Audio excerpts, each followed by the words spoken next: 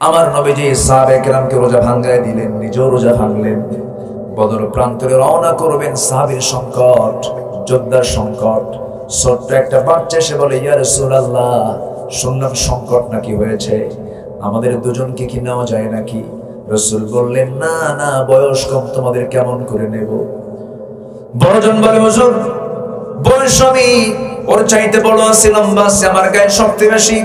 ছোটজন বলে, হুজুর ও শুধু বয়সী লম্বা, শক্তির দিক থেকে আমি বেশি। দুজন কম্পিটিশন শুরু করে দিয়েছে। রাসূল কাঁদতেছে, দুজন বাচ্চার যুদ্ধে যাওয়ার আকাঙ্ক্ষা দেখে বুকের মধ্যে জড়িয়ে ধরে বলছে, ও মদিনার আফরার ছেলে, দুজনকে আমি যুদ্ধের পারমিশন দিয়ে দিলাম।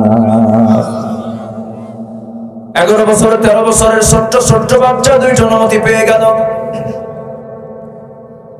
যুদ্ধ শুরু হয়ে যাবে। বদর নামক প্রান্তরে এমন একটা যুদ্ধের ময়দান, সেই যুদ্ধে সামনে তাকালি বাপ বের হয়, কারো ভাই বের হয়, কারো চাচা বের হয়, কারো জামাই বের হয়, কারো শ্বশুর বের হয়, কারো ছেলে বের হয়। সব একই বংশের, একই এলাকার, একই গোত্রের।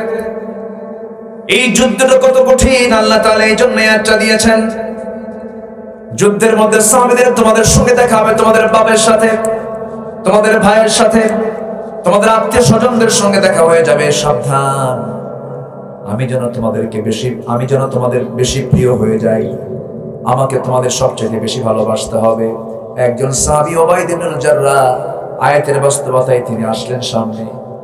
যুদ্ধের ময়দানে বাপকে সামনে দেখলেন, বাপকে সামনে দেখে প্রথম চান্সই তিনি কেঁদে ফেলেন, আরে আমার বাপরে 1 বছর হলে দেখি না, হিজরত করে মদিনায় আসছি, বাবার প্রতি টান সৃষ্টি হয়ে গেছে। তরবারিটা কোষবদ্ধ করলেন, ভাবলেন না বাপকে মারবো না আমি, এই কোলে, আমি আমার বাবার কোলে কত বড় হয়েছে, কত সময় থেকেছি আমি, কত সময় পাড়ি দিয়েছে, আমার বাবা আমাকে চুমো দিয়েছেন, আদর করেছেন, ছোট থেকে বড় করেছেন, আমি বাপকে মারবো না। এই চিন্তা নিয়ে তিনি মোড়টা ঘুরে যখন আসতেছিলেন, আবার পরক্ষণেই ভাবলেন, না না, আমার জন্মদানকারী পিতা হতে পারে, কিন্তু আমার সবচেয়ে প্রিয় আল্লাহর বিরুদ্ধে সে যুদ্ধ করতে আসছে, নবীর বিরুদ্ধে যুদ্ধ করতে আসছে, ইসলামের বিরুদ্ধে আবু জেহেলের নেতৃত্ব গ্রহণ করে সে যুদ্ধ করতে আসছে। না না, আজকে দিন আমি বাপ মনে করে ছেড়ে দেই, কিয়ামতের দিন আল্লাহর সামনে আমাকে ফাসিকের কাতারে দাঁড় হতে হবে।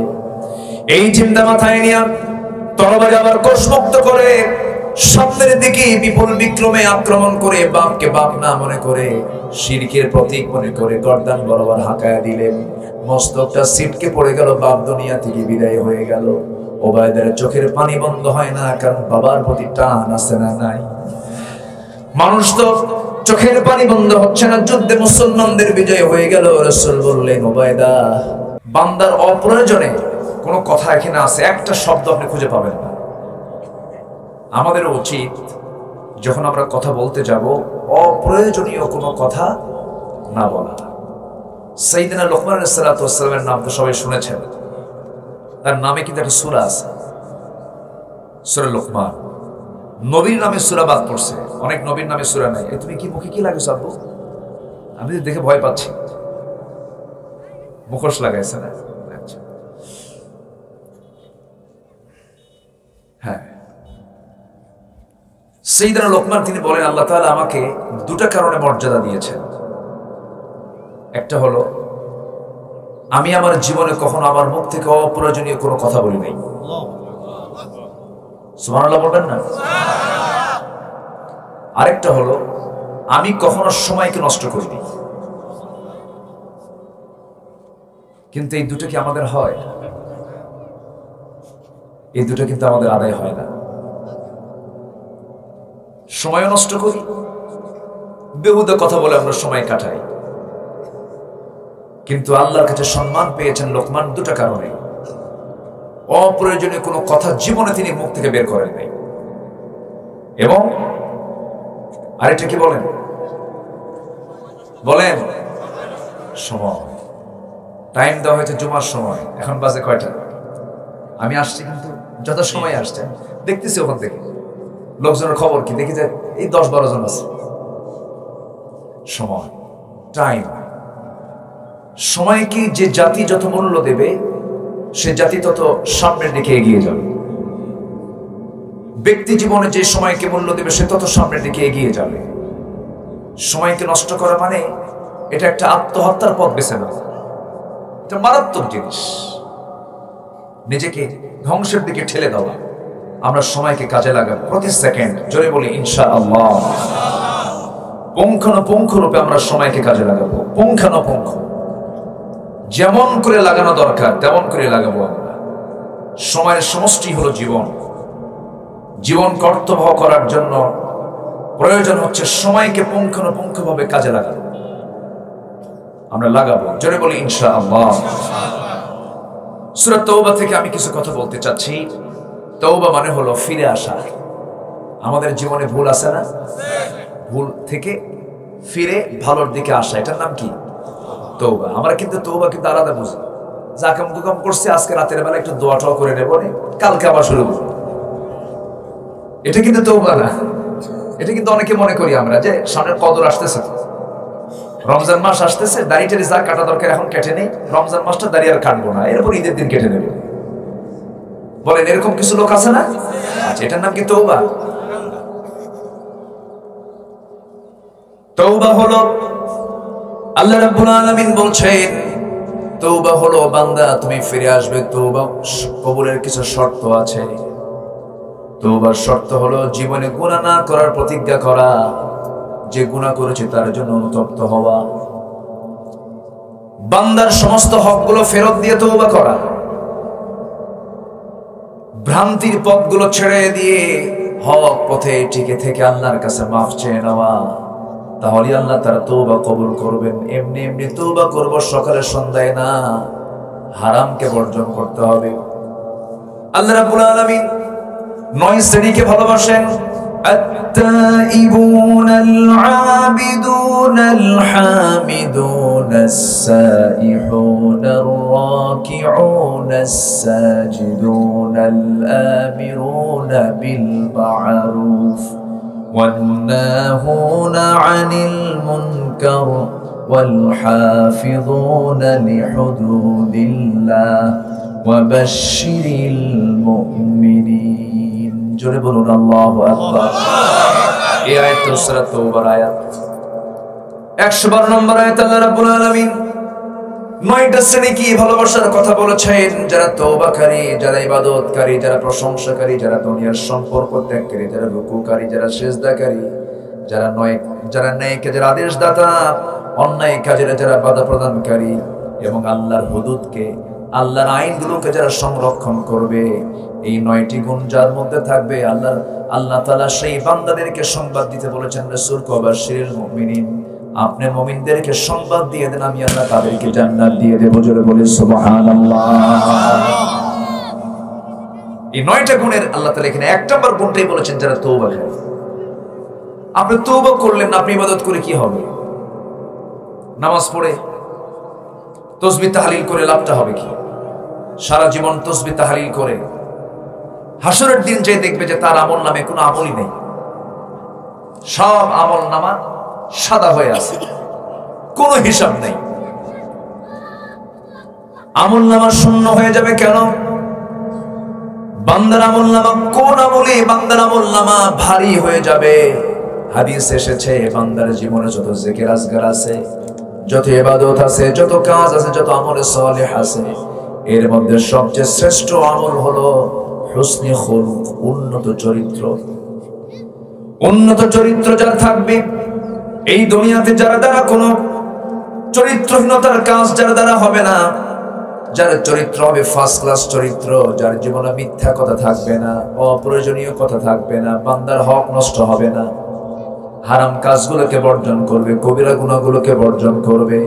আল্লাহ বলছেন এই সমস্ত বান্দার আমলনামাগুলো এমন ভারী হবে যে ভারীটা হলো জান্নাতের ভারী। জোরে বলুন সুবহানাল্লাহ। তার ওজনটা কেমন হবে যারা পারেন সঙ্গে পড়েন।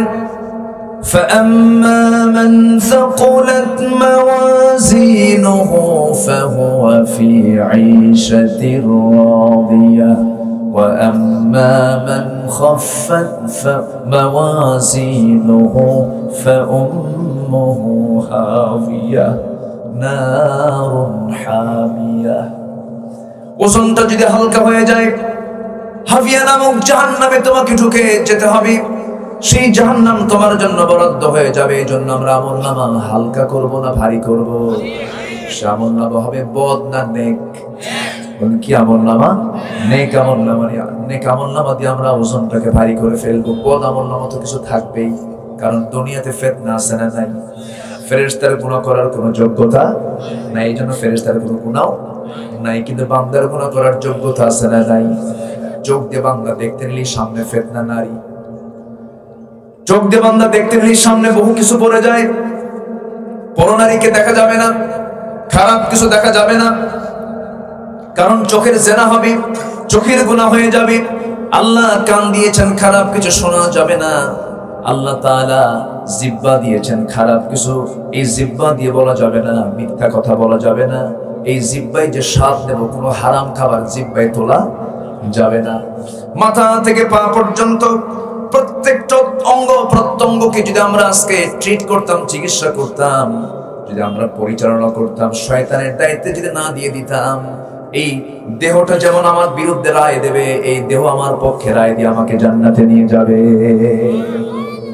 আল্লাহ তাআলা এক জায়গায় বলছেন, আল-ইয়াওমা নাখতিমু আলা আফওয়াহিহিম ওয়া তুকাল্লিমুনা আইদিহিম ওয়া তাশহাদু আরজুলুহুম বিমা কানু ইয়াকসিবুন। হাত তোমার সাক্ষী দেবে, পা তোমার সাক্ষী দেবে, সমস্ত অঙ্গ প্রত্যঙ্গ তোমার সাক্ষী হয়ে যাবে, তোমার বিরুদ্ধে কথা বলা শুরু করে দেবে। এই জন্য আমরা হাতগুলোকে আল্লাহ আইনের মতো চালাই নেবো, কারণ হাত আমার একদিন শত্রু হয়ে যাবে, পা আমার একদিন শত্রু হয়ে যাবে।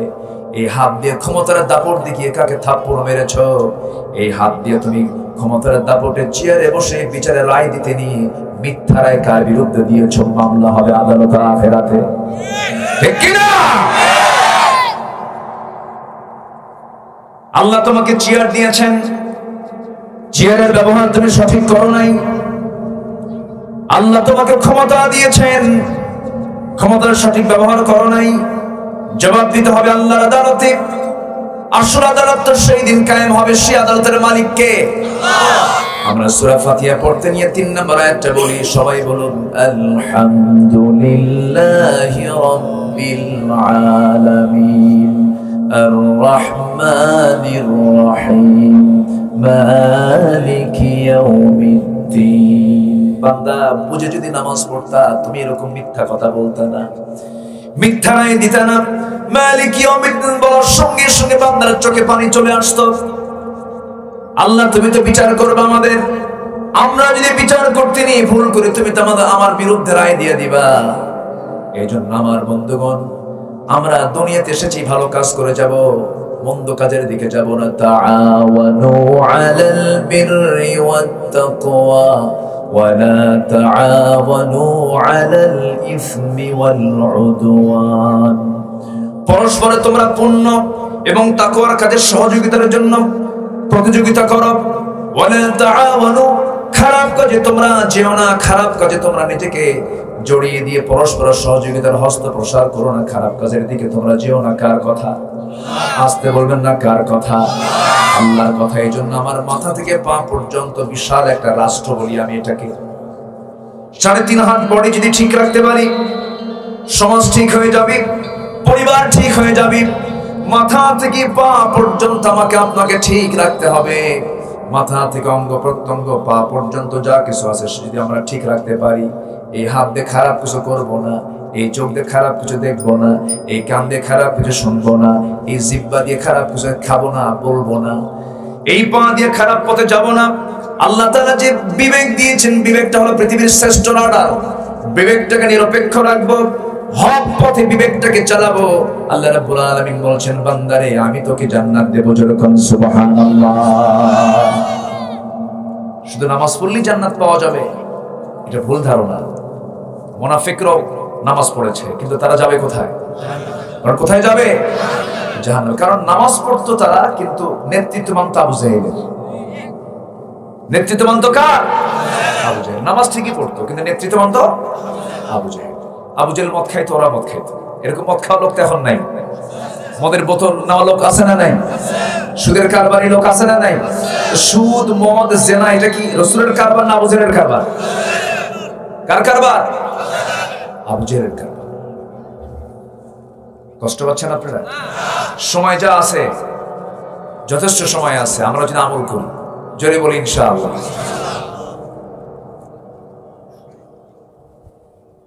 18 কোটি তৌহিদি জনতার বাংলাদেশ, এই সেই কথা না। 18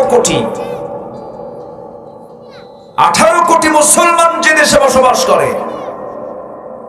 সেই দেশে মদের আইন আছে না নাই? আসতে বলবেন আছে না নাই? তারপরে জেনার লাইসেন্স আসতে কয়, সুদের কারবার, সুদ আপনি খাবেন না, আপনাকে খেতে হবে, আপনাকে সুদ খেতে হবে। সুদ, এই থেকে আপনিও নিরাপদ না, আমিও নিরাপদ না। এদেশে বসবাস করলে আপনাকে সুদের কারবারে জড়িত হতে হবে। হয়তো প্রত্যক্ষভাবে আপনি সুদ খাচ্ছেন না, কিন্তু আপনাকে খাওয়াচ্ছে আরেকজন, ঠিক কিনা? অতএব আমাকে আপনাকে এই মহা সংকট থেকে ফিরে আসার জন্য অবশ্যই কিছু কাজ আমার আপনার আছে না নাই? আসতে বলবেন না, আছে না নাই? আমরা সিলেকশন করতে পারিনি আজ পর্যন্ত আমরা কাকে বেশি ভালোবাসবো। সমস্যা কি আপনার মোবাইলে বারবার বাজতেছে? বন্ধ হয়েছে তো একেবারে? আচ্ছা, মোবাইল খুব ডিস্টার্ব, বুঝলেন? এই ঘুম নষ্ট করে, নামাজ নষ্ট করে, ঈমানও নষ্ট করে। এই যুবকরা কথা কও না তো তোমরা, ঈমানও কি করে? নষ্ট করে। এটা তো যারা পরিচালনা করে তারা কি পরহেজগার তো নাকি? যত অ্যাপস গুলো আছে সব তো ইহুদি খ্রিস্টানদের তৈরি। হোয়াটসঅ্যাপ, ইমো, লাইন, ভাইবার, ফেসবুক, এগুলো সবগুলো তারা চালায়। তারা কি বিসমিল্লাহ দিয়ে শুরু করে নাকি? এটাকে ব্যবহার করার জন্য আগে ইলম রাখতে হবে, আগে ঈমানটা পাকা রাখতে হবে। শিশুর হাতে মোবাইল দিয়া, সে কি বলে, শিশুর হাতে আপনি চাকু দিয়ে আর আপেল দিয়ে বলেন, শিশু তুমি চাকুটা দিয়ে আপেল কাটো, আপেল কাটবে না হাত কাটবে? হাত কাটবে। অতএব শিশুর হাতে মোবাইল নট অ্যালাউ। যে বোঝে না তার হাতে দেওয়া যাবে না, সবকিছু সব হাতে দেওয়া যাবে না। কিন্তু আজকে শিশুর হাতে মোবাইল না দিলে ভাত খায়? দেখেন দেখেন কি জোরে কইছেন না?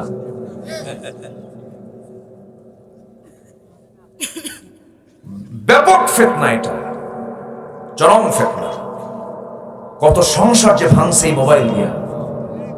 যারা চেয়ারম্যান বুঝে তো, প্রায় তো দরবার করা লাগে। কত সংসার যে এই মোবাইল ভাঙছে, মোবাইল এর মাধ্যমে ভেঙে গেছে, তার হিসাব নেই। আমি কি বলতেছি? এই তো দূরত্ব যতই হোক, কাছে থাকো, ফোনে ফোন টোন কইরা। আমার দেশে তো কিছু চতুর লোক আছে, এরা মানে দুষ্টামিতে আমার মনে হয় শীর্ষস্থানে বাংলাদেশ, মানে ফাঁকিবাজিতে, বুঝেন নাই? কত লোকের বিকাশ থেকে যে টাকা হাতায় নিছে আল্লাহ জানে, আছে না নাই বলেন? কত লোকের ব্যাংকের পিন কোড নিয়ে যে কত কি করছে আল্লাহ জানে। আপনি ভাবতেছেন আপনি আরেকজনকে ঠকিয়ে আপনি জিতে গেলেন? না, আপনি জেতেন নাই, আপনি যাকে ঠকাইছেন সে জিতে গেছে, আপনি ঠকে গেছেন। ভাবতেছেন মামলায় ডিগ্রি নিয়ে নেব, জজ তো আমার পক্ষে আছে, উকিল বার কাউন্সিলের সে সভাপতি, জোর কইরা মামলা আমার পক্ষে নেব, জমি আমারই। কিন্তু আপনি গায়ের জোরে জমি পেল, আপনি জানেন যে জমিটা কার। 1 বিঘত জমি যদি কেউ দখল করে, কেউ জবরদখল, 7টা আসমান জমিন তার ঘাড়ে আল্লাহ তাআলা চাপিয়ে দিবেন হাসরের দিন। এই জন্য হুসনে খুলক, আমার আমলনামা ভারী হবে উন্নত চরিত্র দিয়ে। কি চরিত্র দিয়ে? উন্নত চরিত্র। আমার ভাইয়েরা, কথা তো বহু ছিল, একটু সংক্ষিপ্ত করে বলার চেষ্টা করছি। সূরা তাওবার কথা বলতে আমি এতগুলো কথা বলে ফেলেছি। আসুন আমরা সে আয়াতের দিকে যাই, যে আয়াতকে সামনে রেখে আমি আলোচনা করার ইরাদা পোষণ করেছি। আমার নবীকে বলা হলো, হে রাসূল শুনুন, এই দুনিয়াতে আমি বান্দার ভিতরে কিছু মহব্বত পয়দা করে দিয়েছি। বাপ মারা গেলে সন্তান কান্দে, সন্তান মারা গেলে বাবা কান্দে, ভাইয়ের কোন অসুখ হলে ভাই ছুটে যায়, স্ত্রী যখন হয়ে যায়, স্বামী স্ত্রীর সম্পর্ক যখন হয়ে যায়, যদিও দূরের মানুষ, মাওয়াদ্দাতাও ওয়া রাহমা, আল্লাহ তাআলা রহমত দেন, ভালোবাসা পয়দা করে দেন। কিন্তু এই যে ভালোবাসাগুলো আমাদের পৃথিবীতে কাজ করছে, সন্তানটা মারা গেলে বাপটা ছটফট করে, মা মারা গেলে সন্তান ছটফট করে, হাউমাউ করে চিৎকার করে কান্নাকাটি করে, অস্থির হয়ে যায়। এই যে মায়া দয়া মোহাব্বত ভালোবাসা, এটা কে দিয়েছেন? সে আল্লাহ আবার জানিয়ে দিচ্ছেন, হে দুনিয়ার মানুষ, হে রাসূল আপনি দুনিয়ার মানুষকে জানিয়ে দেন, তোমরা যে এরকম যে ভালোবাসো, মোহাব্বতের তালিকায় 1 নম্বর স্থান থাকবে কার নাম? আসতে বলবেন না, কার নাম? নাম্বার 2 হলো মুহাম্মদ সাল্লাল্লাহু আলাইহি ওয়াসাল্লাম। এখন আমরা একটু চোখটা বন্ধ করে যদি নিজের বিবেককে প্রশ্ন করি, হে আব্দুর রহমান, হে আব্দুল্লাহ, হে আল্লাহর গোলাম, তুমি সত্যি করে বলো তো, তুমি তোমার জীবনের চাইতে, তুমি তোমার নফসের চাইতে আল্লাহকে বেশি ভালোবাসতে পেরেছো কিনা? যদি আমার নফসটা যদি সায় দিয়ে দেয়, তাহলে ভাববো আমার ঈমানটা পাকা হয়ে গেছে। ঈমান তো লালন করতে হবে, ঈমান তো পালন করতে হবে, ঈমানের তো যত্ন নিতে হবে। বংশীয় সূত্রে ঈমানদার তো ঈমান তো আমরা পাই নাই। বংশ যদিও আমরা জন্মসূত্রে মুসলিম হতে পেরেছে, কিন্তু জন্মসূত্রে মুসলিম দিয়ে আল্লাহর জান্নাতে যাওয়া যাবে না। কর্মসূত্রে মুসলিম হতে হবে, কাজী মুসলমান হতে হবে, কাজী ঈমানদার হতে হবে। আমার বন্ধুগণ, আল্লাহ তাআলা এখানে 8টা ভালোবাসার কথা বলেছেন, 8টা মুহাব্বতের কথা বলেছেন, 8টা শ্রেণীর কথা বলে দিয়েছেন। আল্লাহ রাব্বুল আলামিন বলেন, قل إن كان آباؤكم وأبناؤكم وإخوانكم وأزواجكم وعشيرتكم وأموال اقترفتموها وتجارة تخشون كسادها ومساكن ترضونها أحب إليكم من الله ورسوله وجهاد في سبيله حتى يتربصوا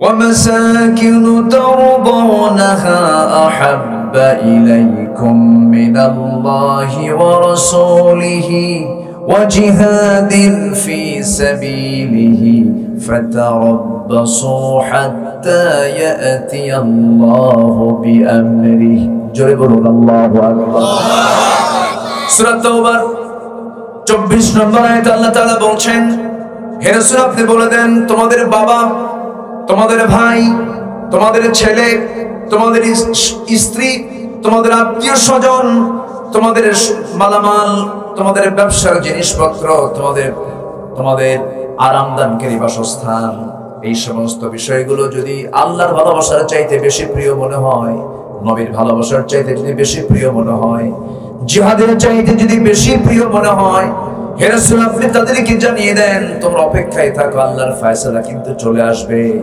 যারা এই দুনিয়ার পার্থিব ভালোবাসাকে, যারা আল্লাহর ভালোবাসার চাইতে বেশি প্রাধান্য দেবে, আল্লাহ বলছেন ওই সমস্ত ফাসিকদেরকে আল্লাহ কখনো হেদায়েত দেন না। আল্লাহ তাদেরকে কি বলে গালি দিয়েছেন? কি বলে গালি দিয়েছেন বলেন? কি বলে গালি দিয়েছেন? আমার ভাইয়েরা, যদি একটা পয়েন্টে যদি কথা বলতে যাই বহু সময় লেগে যাবে।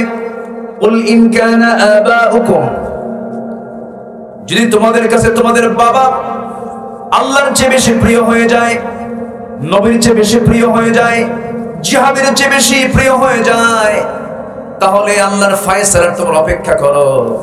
বাবার প্রতি টান তো সবারই আছে, মার প্রতি টান তো সবার আছে, ছেলের প্রতি টান তো সবার আছে। আল্লাহর এই মহব্বতকে আল্লাহ তাআলা কখনো মানা করেন না, এই মহব্বত করো, অবশ্যই তোমাকে মহব্বত করতে হবে। কিন্তু ওই মহব্বত তাদেরকে তখন করা যাবে না। এর আগের আয়াতে আল্লাহ তাআলা বলেন, লা তাত্তাখিযু আবাআকুম ওয়া ইখওয়ানাকুম আউলিয়া ইন ইসতাহাব্বুল কুফরা আলাল ঈমান। তোমাদের বাপ, তোমাদের ভাই যদি ঈমানকে যদি নিচে নেমে দিয়ে কুফরকে প্রাধান্য দিয়ে দেয়, কুফরকে যদি ঈমানের উপরে প্রাধান্য দিয়ে দেয়, লা তাত্তাখিদু, সেই সময় তোমরা তোমাদের বাপ এবং তোমাদের ভাইদেরকে তোমরা বন্ধু হিসেবে গ্রহণ করতে যেও না। কার কথা? যদি করো ফাউলাইকা হুমুয যালিমুন, তারা হবে জালেম। তারা কি? আল্লাহ তাআলা আগে বলতেছেন জালেমের, পরে বলতেছেন ফাসিক। এই সমস্ত কাজগুলো যারা করবে তারাই ফাসিক, তারাই জালেম। কার কথা? আসতে বলবেন না, কার কথা? বন্ধু বানাতে নিয়ে অবশ্যই চিন্তা করা দরকার, সম্পর্ক তৈরি করতে অবশ্যই চিন্তা করা দরকার। তাহলে আমাদের বন্ধু হবে কারা? আমরা কাদেরকে বেশি ভালোবাসবো? আল্লাহ তাআলা আরেক জায়গায় বলছেন, সুন্দর করে বলছেন, ইন্নামা ওয়ালিয়্যুকুমুল্লাহু ওয়া রাসূলুহু ওয়াল্লাযীনা আমানুল্লাযীনা ইউকিমুনাস সালাহ। জোরে বলুন আল্লাহু আকবার। তোমাদের বন্ধু হবে তিনজন। নাম্বার 1 কে? জোরে, নাম্বার 1 কে? নাম্বার 2 হচ্ছে মুহাম্মদ সাল্লাল্লাহু আলাইহি ওয়াসাল্লাম। নাম্বার 3 হলেন আমরা যারা ঈমানদার, ঈমানের যারা দাবি করি, তোমরা পরস্পরকে ভালোবাসো। ইন্নামাল মুমিনুনা ইখওয়া ফাআসলিহু বাইনা আখওয়াইকুম ওয়াত্তাকুল্লাহ। জোরে বলুন আল্লাহু আকবার। আমার ভাইয়েরা, সাহাবীদের ইতিহাসগুলো দেখেন, তারা বাপকে মহব্বত করেছেন, কিন্তু নবীর চাইতে বেশি নয়, আল্লাহর চাইতে বেশি নয়। আমার দেশে এমনও পরিবার আছে, একই বাবার 4 সন্তান, 4টা ভাই একই পরিবারে, কিন্তু 4 ভাই 4 দল করে। আছে না নাই? আসতে বলে আছে না নাই? যেই ভাই সরকারি দলে আছে বলে, ভাই তুই আমাদের 5 বছর সালাহ। আছে আছে আছে আছে আছে ওরা শয়তানের খালাতো ভাই। সুবিধাভোগী হয়ে ইমানদার হওয়া যাবে না। যেই দিকে বৃষ্টি সেই দিকে ছাতা, আপনি ভিজবেন না, আপনি ইমানদার হতে পারবেন না। একটু কান লাগাবেন, দেখেন ইতিহাসটা কত আমাদের জন্য শিক্ষণীয়। সাহাবায়ে কেরামকে আল্লাহর রাসূল এমনি বলেন না, সাহাবাতু কান নুজুম, সাহাবীরা হলো আকাশের নক্ষত্রের মতো। একজনকে ফলো করো, তোমরা হেদায়েত পেয়ে যাবে। এক একটা সাহাবী এক একটা ইউনিভার্সিটি। আমাদের তো আবু বকর আছে, আমাদের তো ওমর আছে, আমাদের তো উসমান আছে, আমাদের তো আলী আছে। আমাদের আর কি লাগে? কিসের মডেল লাগে আমাদের? ঠিক কি না? আবু বকরের মতো দৃঢ়চেতা হব আমরা, ওমরের মতো সাহসী লড়াকু বীর হব আমরা, ওসমানের মতো ধৈর্যশীল দানবীর হব আমরা, আলীর মতো দুনিয়া কাঁপানো মুজাহিদ হয়ে বাতিলদের মোকাবেলা করব আমরা। রাজি আছেন কারা কারা? হাত উঁচু করে দেখা।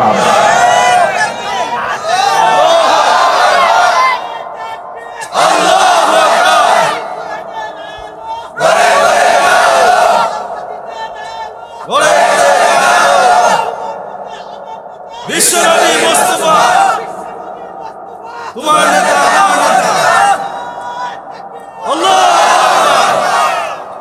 গোটা পৃথিবীর সকল ইউনিভার্সিটি এক জায়গায় করে আবু বকরের মতো, ওমরের মতো একটা ছাত্র পয়দা করতে পারবে? পারবে? ভারতের শ্রী মহাত্মা গান্ধী বলেছিলেন, অশান্ত পৃথিবীকে শান্ত করার জন্য প্রেজেন্ট ওয়ার্ল্ডে মুসলমানদের শাসক, ওমরের মতো একটা শাসক বর্তমান দুনিয়ায় দরকার। আমাদের ওমর ছিল, আমাদের আবু বকর ছিল, আমরা হারিয়ে ফেলেছি সেই মডেলগুলোকে। আমরা পাশ্চাত্য সভ্য থেকে প্রাধান্য দিতে গিয়ে, আমরা ইউরোপ আমেরিকাকে আমরা প্রাধান্য দিতে গিয়ে আমরা আমাদের স্বকীয়তা হারিয়ে ফেলেছি। আমাদের প্রথম পরিচয় আমরা মুসলমান। আমরা কি বলেন? আরো যে আমরা কি? অনেকে মুসলমান বলতে লজ্জা পায়, বলে আমি প্রথম বাঙালি। আমি প্রথম কি? আমি বাংলাদেশকে ভালোবাসি, আমার তো জন্ম এটা। আমি গালমন্দ করছি না। বাঙালি পরিচয় দিবেন, মুসলমান পরিচয় দিবেন না, ওই পরিচয়ে জান্নাত পাবেন না আপনি। আমাকে পরিচয় দিতে হবে আগে কি? সকল নবী কি পরিচয় দিয়েছেন? তাদের জাতের পরিচয় দিয়েছেন, দেশের পরিচয় দিয়েছেন। হুয়া সাম্মাকুমুল মুসলিমিন। ভৌগোলিক জাতীয়তাবাদ, ভাষাভিত্তিক জাতীয়তাবাদ, আঞ্চলিক জাতীয়তাবাদ ইসলাম তাকে কুফরি বলেছে। মুসলমানদের একটাই পরিচয়, সেটা হলো মুসলমান হলো, তাদের পরিচয় হলো তারা মুসলমান। তারা কি? হুয়া সাম্মাকুমুল মুসলিমিন। আদম মুসলমান, নূহ মুসলমান, ইব্রাহিম মুসলমান, ইসমাইল মুসলমান, নূহ মুসলমান, মুসা মুসলমান, ঈসা মুসলমান, আমার নবী মুহাম্মদ সাল্লাল্লাহু মুসলমান। আমরা কি? প্রথম মানুষকে আদম। আদমকে অনেকে মানতে চায় না, না প্রথম মানুষ, কিন্তু কোরআন বলছে, আসমানি কিতাব বলছে পৃথিবীর প্রথম মানুষকে, পৃথিবীর প্রথম মানুষকে আদম। তিনি কি ছিলেন? নবী, প্রথম নবী, প্রথম মানুষ, প্রথম মুসলমান। জোরে বলেন সুবহানাল্লাহ। তাহলে আমার আব্বা আদম আলাইহিস সালাতু ওয়াস সালাম প্রথম মানুষ, প্রথম নবী, প্রথম বিজ্ঞানী। আল্লাহু আকবার বলেন। প্রথম মুসলমান। হিন্দুস্তানের হিন্দু ভাইরা যারা, হিন্দুস্তানের বাসিন্দা যারা, তারা কিন্তু মানুষকে যখন ডাকতে নেয় মানুষ কয় না, বলে আদমি। আদমি বলে না, নেক আদমি সে দোস্তি করো, ভালো মানুষের সঙ্গে মহব্বত করো। ওরাও জানে যে প্রথম মানুষ আদম। কষ্ট পাচ্ছেন নাকি আপনারা? আমরা কোন মূর্খের সন্তান নই। আমরা এই পৃথিবীতে যত মানুষ এসেছে এবং আসবে, আদমের মতো জ্ঞানী মানুষ পৃথিবীতে আর আসবে না। আল্লাহ তাআলা আদমকে ওয়াল্লামা আদমাল আসমাআ কুল্লাহা, আল্লাহ তাআলা আদম আলাইহিস সালামকে এই পৃথিবীর সকল কিছুর নামে শিক্ষা দিয়েছেন। পৃথিবীতে কেউ আছে এখন সব নাম জানে? জানে? তারকার নাম সব জানে? বলেন জানে? জানে না। সমস্ত প্রাণীর নাম জানে, সমস্ত ফলমূলের নাম জানে, সমস্ত পশু পাখির নাম জানে। আল্লাহ তাআলা আদমকে পৃথিবীর সকল কিছুর নামের শিক্ষা তার মাথার মধ্যে ঢুকিয়ে দিয়েছেন। কে দিয়েছেন? আমরা তার সামনে। আজান হচ্ছে, সমস্যা নাই, আলোচনা আরো চলবে, কোনো সমস্যা নাই তো? নামাজ এখানে হবে। কেবলা কোন দিকে? পিছন দিকে। এখন তো সূর্য ওই দিকে থাকে, তাই না? আচ্ছা, আমরা এখানেই নামাজ পড়বো। এই উম্মতের জন্য একটা বোনাস হলো কি জানেন? এই উম্মতের জন্য প্রত্যেকটা জায়গায় হলো মসজিদ। সুবহানাল্লাহ বলেন। আগের উম্মতদের, আগের নবীদের উম্মতের জন্য এটা ছিল না, নির্দিষ্ট জায়গা ছিল। কিন্তু এই উম্মতের বৈশিষ্ট্য হলো একটা, আমাদের বোনাস হলো গোটা জমিনটাই আমাদের জন্য মসজিদ। আলহামদুলিল্লাহ বলুন। এখানে নামাজ হবে। আমি আয়াতটার একটু প্রেক্ষাপট টানতে চাচ্ছি। সাহাবীদের কথা বলছিলাম। বাপ বদর যুদ্ধের কথা সবার কম বেশি জানা আছে। বদর ইসলামের ইতিহাসে কয় নাম্বার যুদ্ধ? কত নাম্বার? প্রথম যুদ্ধ। ওঠে কেন? ওই যে উঠতেছে, যে অসুবিধা নাকি? হ্যাঁ, শেষ করে দেবো আমি? ওঠে কেন? ওযু করবে কেন? ওয়াজ শোনার জন্য? ওয়াজ শোনার জন্য তো ওযু করা ফরজ না। নামাজের জন্য ওযু করা কি? ইযা কুমতুম ইলাস সালাতি ফাগসিলু ওজুহাকুম। যখন তুমি নামাজে দাঁড়াবা তখন তুমি ওযু করো। ওযু সেই সময় তোমার জন্য কি? ফরজ। কিন্তু এখন ওয়াজ শোনার জন্য ওযু ফরজ না। ওযু আপনি করলে ভালো, উত্তম। ওযুর উপরে থাকা ভালো। সর্বক্ষণ ওযুর উপরে থাকার কারণে বেলালকে আল্লাহ তাআলা জান্নাতের মধ্যে মেরাজের সময়, জান্নাত ভ্রমণের সময় আল্লাহ তাআলা বেলালের কণ্ঠ জান্নাতের মধ্যে শুনতে পেয়েছেন। ওযুর উপরে থাকা ভালো। একটু বসুন। নড়াচড়া করলে মাহফিলের সৌন্দর্য নষ্ট হয়। আপনার কারণে সৌন্দর্য নষ্ট হবে, এটা তো আমরা চাবো না। আল্লাহ তুমি মাহফিলকে কবুল করো, জোরে বলি আমিন। উবাইদা ইবনুল জাররাহ রাদিয়াল্লাহু তাআলা আনহু, সেই প্রথম যুদ্ধ বদর। আমার নবীজি মক্কার মানুষ ছিলেন, মদিনায় চলে আসছেন কি সফর করার জন্য? সবাইকে জেনে শুনে আসছেন? সবাইকে জানায় আসছেন? তিনি কখন আসছেন? দিনের বেলা না রাত্রে বেলা? কাউকে বলে? মাইক পিটায়া, ঢোল পিটায়া? একা না সাথে একজন? তাহলে কয়জন হলো? তাহলে কোনো বর্ণাঢ্য কোনো আয়োজন করে নয়, দিনের আলোতে নয়, রাতের আধারে, তাও লুকোচুরি করে এদিক সেদিক কোনো কাফেররা আছে কিনা? আচ্ছা, আমার নবী কি চুরি করছিলেন? কারো হক মারছিলেন? কারো জমি দখল করছিলেন? রাসূলের মতো মানুষ যাকে আল্লাহ তাআলা আরশ আসিমের মেহমান বানালেন, তিনি কেন রাতের আধারে লুকালুকি করে যান? কেন যান? কেন যাচ্ছেন? এর মূল কারণ হলো রাসূলকে হত্যার হুলিয়া জারি করেছিল তারা, রাসূলকে তারা হত্যার অর্ডার দিয়েছিল। আল্লাহ তাআলা বলেন, হে রাসূল, আপনি আর থাকতে পারবেন না, আপনি চলে আসেন, হিজরত করে আপনি মদিনায় যান, দেশ ছাড়েন, হিজরত করেন। এটা নবীদের সুন্নাহ, আপনার আগের নবীদের সুন্নাহ। শক্তি সঞ্চয় করেন, শক্তি সঞ্চয় করে আপনি বাতিলদের মোকাবেলা করেন। হে রাসূল, আপনি 13 বছর মক্কায় মার খাইছেন, মদিনায় যান, এরপরে মার দিবেন। মায়ের খাওয়া সুন্নাত, মার দেওয়া কি? আস্তে কর, এরকম করে কথা বললে তো হবে না। মায়ের খাওয়া কি? মায়ের দেওয়া কি? মায়ের দেওয়া কিন্তু সুন্নাত, মাথায় রাখতে হবে। রাসূল হাতে তরবারি নেন নাই কি মায়ের খাওয়ার জন্য?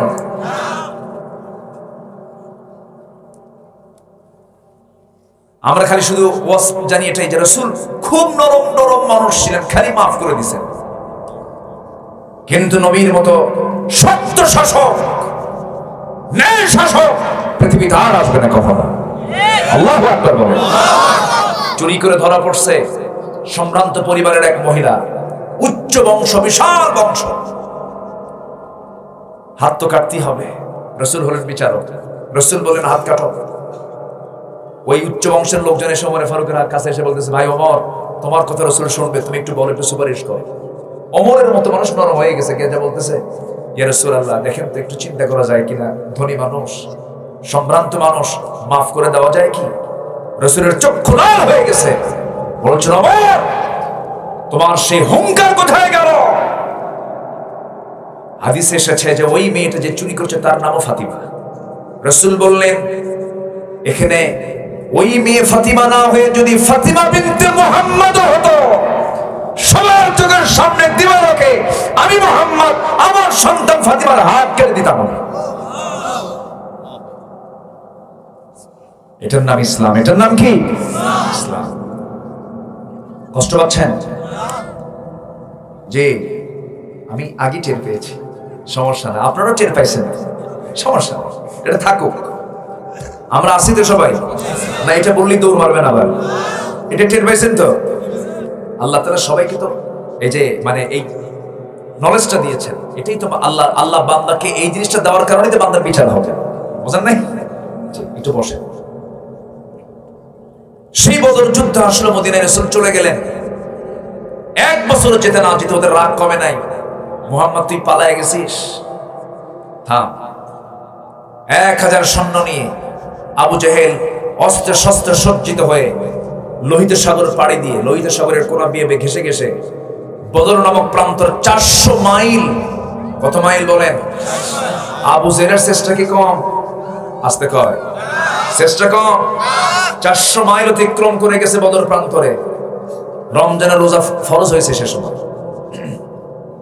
আমার নবীর এখানে সংবাদ গেল, আমার নবীজি শোনা মাত্রই বললেন, সাহাবীরা শোনো, রোজা তো রেখেছি আমরা, কিন্তু রোজা তো ভাঙতে হবে। আবু জেহেল তার 1000 সৈন্য নিয়ে বদর প্রান্তরে হাজির হয়েছে। কে কে যাবে বলো?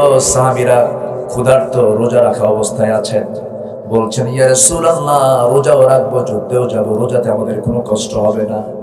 রাসূল বললেন, না না, রোজা রাখতে গেলে শারীরিক শক্তি কমে যায়, যদিও তাকওয়া বেড়ে যাবে, কিন্তু শক্তির তো প্রয়োজন, কারণ রোজা রাখার সুযোগ পরেও পাওয়া যাবে, কিন্তু যুদ্ধে কিন্তু হারা যাবে না, শক্তি সঞ্চয় করা দরকার, রোজা ভাঙো।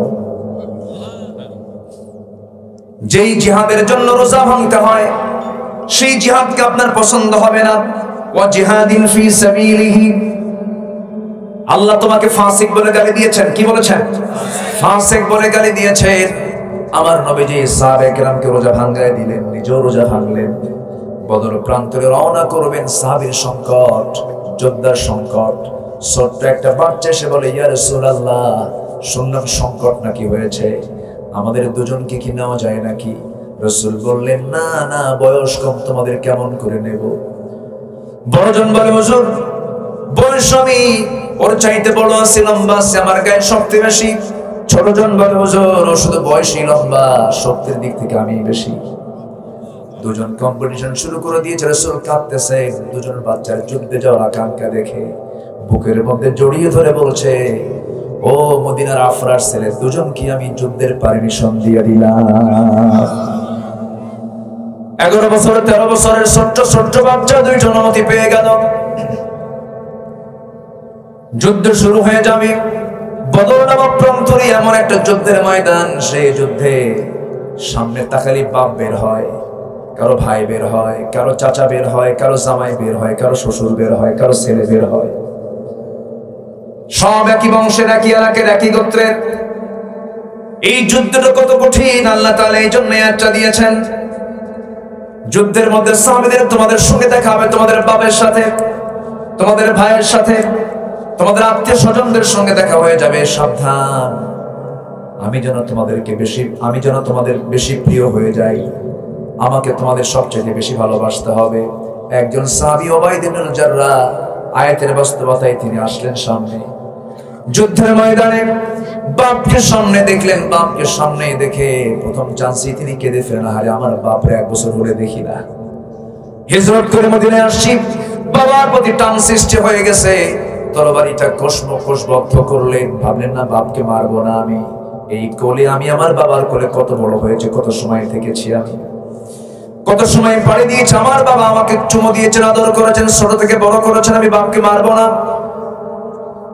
এই চিন্তা নিয়ে তিনি মোড়টা ঘুরে যখন আসতেছিলেন, আবার পরক্ষণেই ভাবলেন না না, আমার জন্মদানকারী পিতা হতে পারে, কিন্তু আমার সবচেয়ে প্রিয় আল্লাহর বিরুদ্ধে সে যুদ্ধ করতে আসছে, নবীর বিরুদ্ধে যুদ্ধ করতে আসছে, ইসলামের বিরুদ্ধে আবু জেহেলের নেতৃত্ব গ্রহণ করে সে যুদ্ধ করতে আসছে। না, আজকে যদি আমি বাপ মনে করে ছেড়ে দেই, কিয়ামতের দিন আল্লাহর সামনে আমাকে ফাসিকের কাতারে দাঁড় হতে হবে। এই চিন্তা মাথায় নিয়ে তরবারি আবার কোষমুক্ত করে সামনের দিকে বিপুল বিক্রমে আক্রমণ করে বাপকে বাপ না মনে করে, শিরকের প্রতীক মনে করে গর্দান বরাবর হাঁকায়া দিলেন। মস্তকটা ছিটকে পড়ে গেল, বাপ দুনিয়া থেকে বিদায় হয়ে গেল। ওবায়দার চোখের পানি বন্ধ হয় না, কারণ বাবার প্রতি টান আছে না নাই? মানুষ তো চোখের পানি বন্ধ হচ্ছে না। যুদ্ধে মুসলমানদের বিজয় হয়ে গেল। রাসূল বললেন, ওবায়দা তোমার চোখে পানি কেন? সাহাবীরা বলছেন, হুজুর ওবায়দার বাপ আজকে যুদ্ধে মারা গেছে, এই জন্য কাঁদতেছে। রাসূল বলছেন, আরে আমার প্রিয় সাহাবী, ওবায়দার বাপকে তোমরা কে মেরেছো হুজুর? আমরা তো মারি নাই, ওবায়দা নিজেই তার বাপকে দুনিয়া থেকে বিদায় করে দিয়েছে। আমার নবীজি সঙ্গে সঙ্গে দুটো হাত আগায় দিয়ে বলেছেন, ওবায়দা তুই আমার বুকের মধ্যে চলে আয়। ওবায়দা সত্যি সত্যি তুই আল্লাহকে বেশি ভালোবাস, তুই আমাকে বেশি ভালোবাসিস, তুই জিহাদকে বেশি ভালোবাসিস, আমার বুকের মধ্যে চলে আয়। বুকের মধ্যে জড়িয়ে ধরে বলছেন, ও আমার সাহাবীরা তোমরা সাক্ষী থাকো, আমার ওবায়দার জন্য আল্লাহর 8টা জান্নাতের দরজা খোলা আছে। জোরে বলি সুবহানাল্লাহ, আরে জোরে বলি সুবহানাল্লাহ। قل إن كان آباؤكم وأبناؤكم তোমাদের সন্তান সন্ততির মায়া থাকবে, কিন্তু আল্লাহর চাইতে বেশি নয়। সন্তান সন্ততির মায়া থাকবে, কিন্তু নবীর চাইতে বেশি নয়। সন্তান সন্ততির মায়া থাকবে, কিন্তু জিহাদের চাইতে বেশি নয়।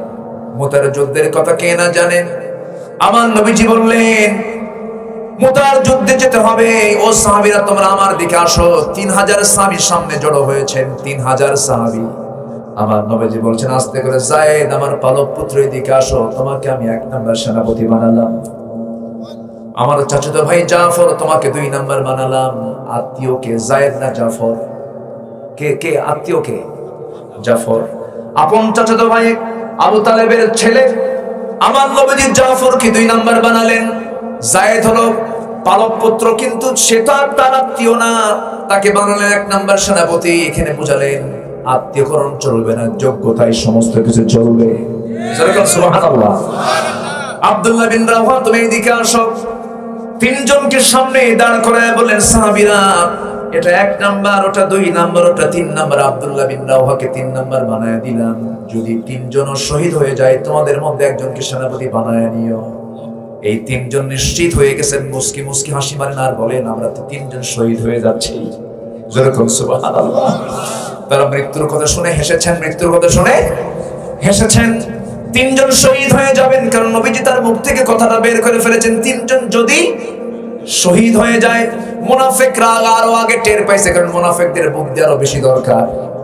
মুনাফিকদের বুদ্ধি কিন্তু বেশি থাকে, বেশি খেলে দেখি তো মুনাফিকদের বুদ্ধি কম না বেশি হয়? আপনি কাজ করবেন, আপনার টেনশন থাকবে না, বেশি চিন্তা করা লাগে না, কিন্তু শরীর কাজ করার জন্য চিন্তা টেনশন কম না বেশি?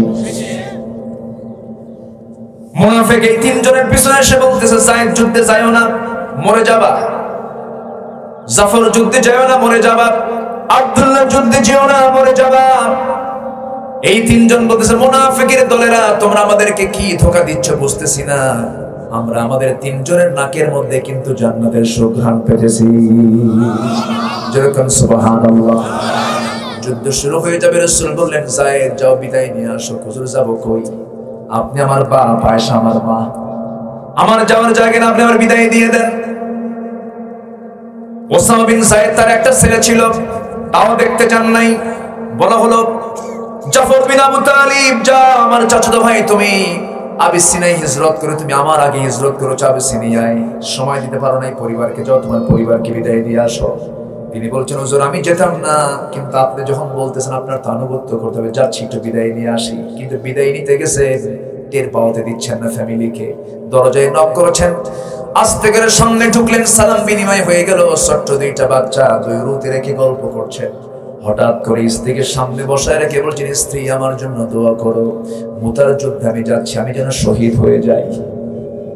স্ত্রী বলছে, স্বামী আমার, আপনি শহীদ হয়ে যাবেন, আমার সন্তানগুলো এতিম হয়ে যাবে, এরা আব্বা বলে ডাকতে পারবে না, আপনি যুদ্ধে যাবেন বাধা দেব না, কিন্তু আল্লাহ আপনাকে গাজী করে ফেরানো, এই দোয়াটা আপনার জন্য করি।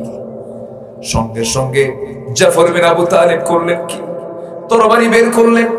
তরবারি বের করে স্ত্রীর হাতটা টান মেরে ধরে, তরবারি উল্টা দিক দিয়ে স্ত্রীর গায়ে আঘাত দিয়ে বলছেন, স্ত্রী আমি তোমাকে যে তরবারি দিয়ে আঘাত করেছি, হাত কাটছে নাকি না কাটে নাই কেন, উল্টা দিয়ে তুমি মেরেছো।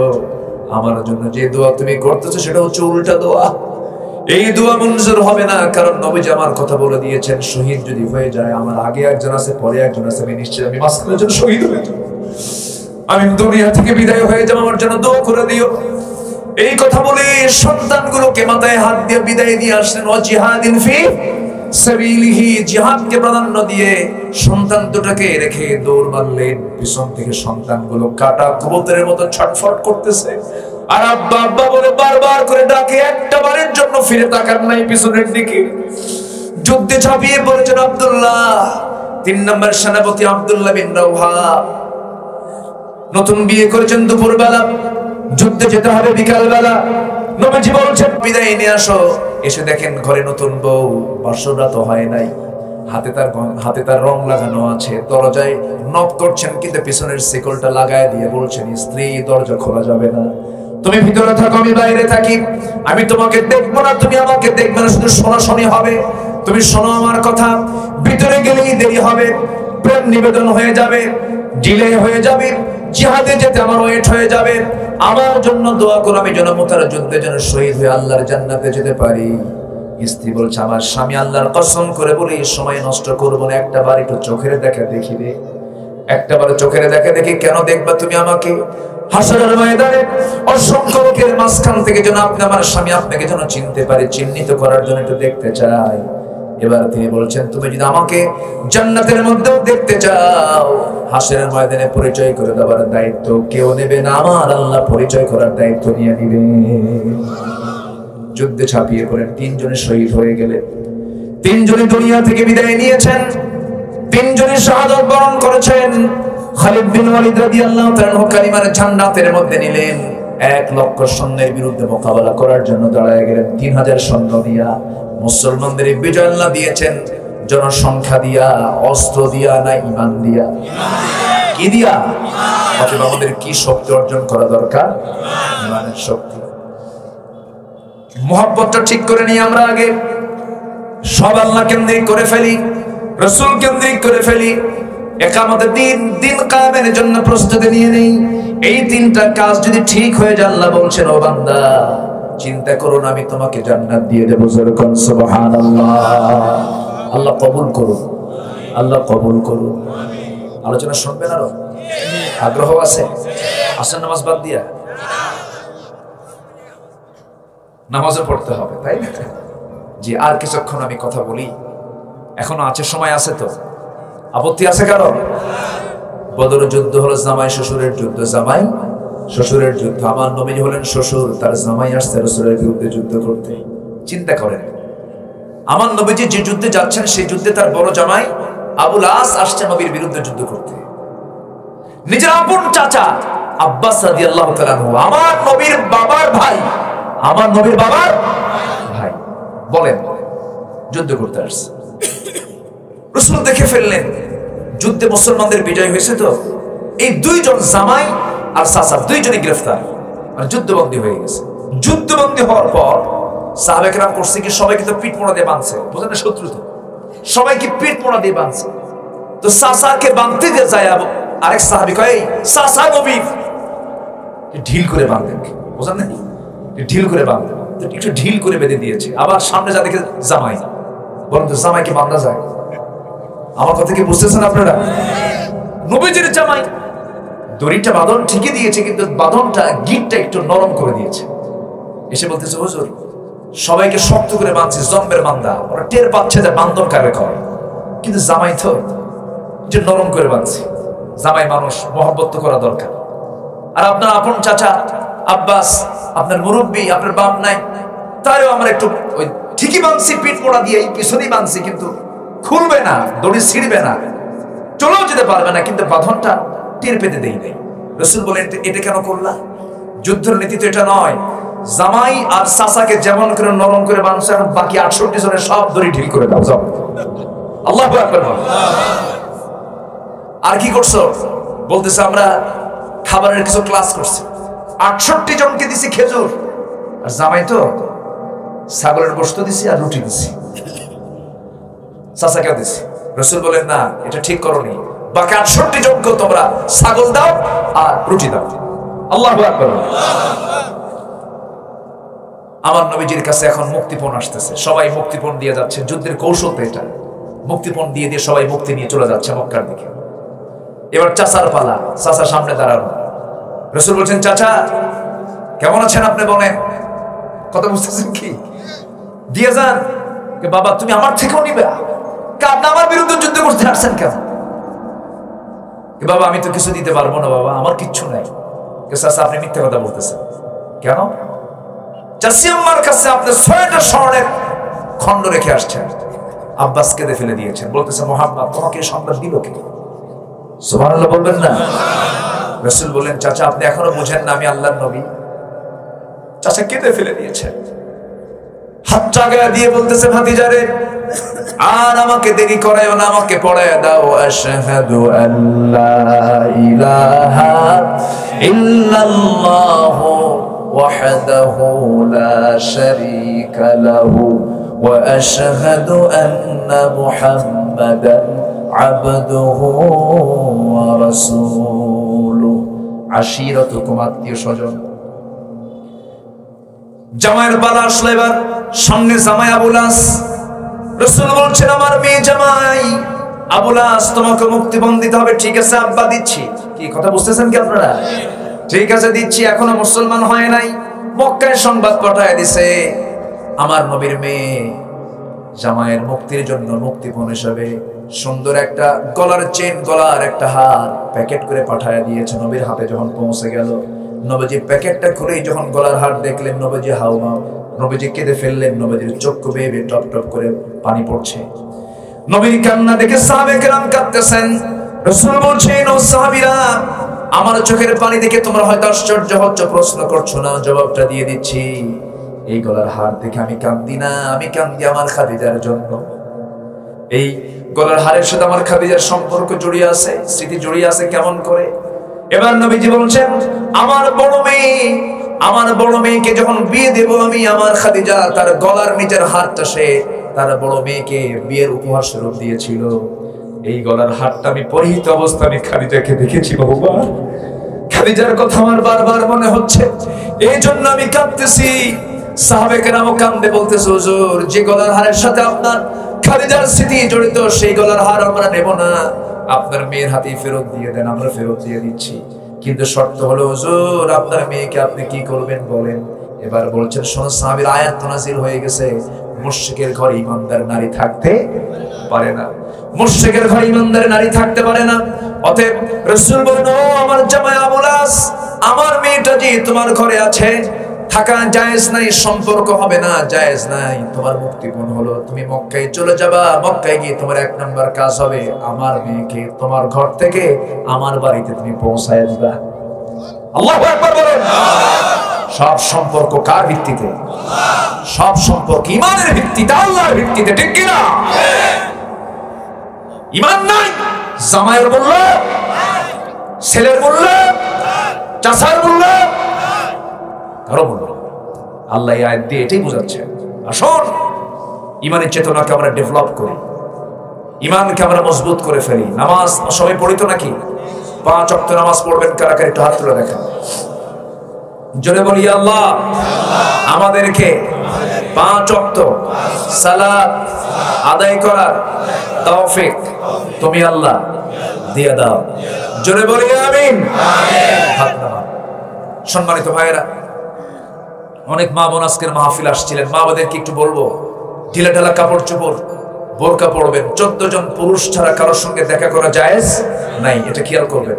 উঠতেছেন কেন? আমি তো উঠতে দেই নাই, আমিও তো উঠবো, আমি বহু দূরে যাবো, আমি যাবো সেই ফেনী ছিলেন তো ওই পাড়া, তাহলে আপনি তো বাড়ি পর্যন্ত যাবেন, আমি তো বহু দূর যাবো।